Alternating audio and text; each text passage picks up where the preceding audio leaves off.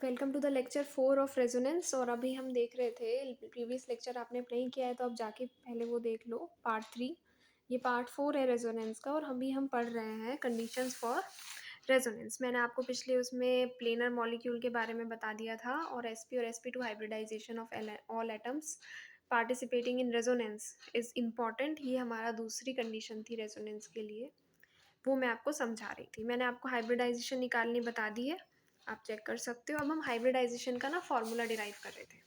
तो हाइब्रिडाइजेशन का जो फॉर्मूला है, it is coming out to be number of sigma bonds plus number of lone pair of electrons. ठीक है, तो आई होप ये क्लियर हो गया होगा। यानी कि जितने नंबर ऑफ सिग्मा बॉन्ड्स हैं वो भी हाइब्रिडाइजेशन में कंट्रीब्यूट करेंगे, और अगर लोन पेयर है मॉलिक्यूल पे तो वो भी करेगा। अब ना हम एक एग्जांपल से समझते हैं, ठीक है। मैंने बेंजीन रिंग का ये एग्जांपल लिया है। So it would be like, यहाँ पे एक एक हम हाइड्रोजन लगा देंगे। क्यों? C6H6 होता है बेंजीन का फॉर्मूला, ठीक है। और ऑल्टरनेट पोजीशंस पे ये मैंने पाई बॉन्ड बना दिए हैं, ठीक है। अब ना हर कार्बन की आप हाइब्रिडाइजेशन निकालो। सबसे पहले मैं इसकी निकालूंगी, 1 सिग्मा 2 सिग्मा, इसकी आ गई sp, ठीक है।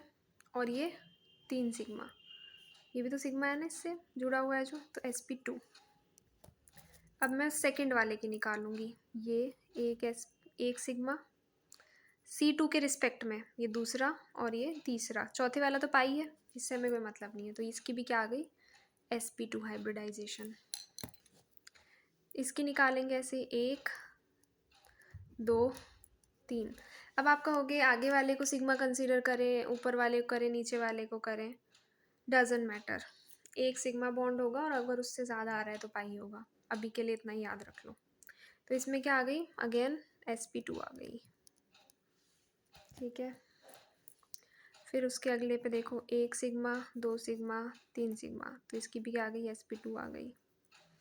उससे अगले कार्बन पे देखो, 1 सिग्मा दूसरा सिग्मा और तीसरा सिग्मा बॉन्ड, उसकी भी क्या आ गई, sp2 हाइब्रिडाइजेशन आ गई। और लास्ट वाले में भी sp2 ही आएगी, आप चेक कर सकते हो।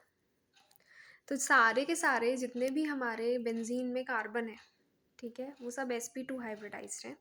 अगर एक भी sp3 हो जाता, यानी कि एक भी पाई बॉन्ड नहीं होता, कॉन्जुगेशन पॉसिबल नहीं थी। जैसे हम एक मॉलिक्यूल लेते हैं like this, CH2 double bond CH single bond CH,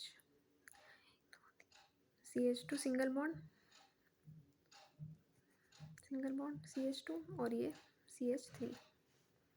ये वाला कार्बन क्या है, इस कार्बन को देखो, इस मॉलिक्यूल को ही मैं खोल के बना देती हूँ पहले।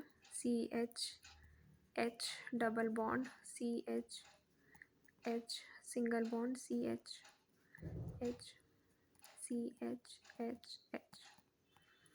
ठीक है। इसमें देखो, अब ये सिग्मा है, ये सिग्मा है, ये सिग्मा है, कोई दिक्कत नहीं है। sp2, एक s 2 p।